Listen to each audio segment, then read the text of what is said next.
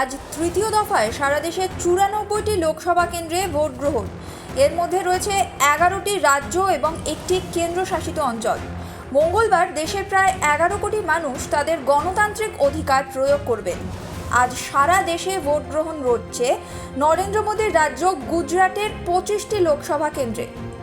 এছাড়া কর্ণাটকের 4টি লোকসভা কেন্দ্রে, মহারাষ্ট্রের 11টি, উত্তরপ্রদেশের 10টি, মধ্যপ্রদেশের 9টি, ছত্তিশগড়ের 7টি, বিহারের 5টি, অসমের 4টি, পশ্চিমবঙ্গের 4টি, গোয়ার 2টি কেন্দ্রে ভোট গ্রহণ চলছে।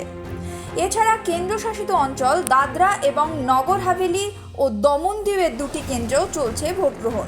আজ হেভিওয়েট প্রার্থীদের মধ্যে রয়েছেন কেন্দ্রীয় স্বরাষ্ট্রমন্ত্রী বিজেপির অমিত শাহ। তার গান্ধীনগর লোকসভা কেন্দ্রে আজ নির্বাচন। দ্বিতীয়বারের জন্য এই কেন্দ্র থেকে নির্বাচনে লড়ছেন কেন্দ্রীয় স্বরাষ্ট্রমন্ত্রী অমিত শাহ। গান্ধীনগর লোকসভা কেন্দ্রে অমিত শাহের প্রধান প্রতিপক্ষ কংগ্রেসের সোনাল প্যাটেল।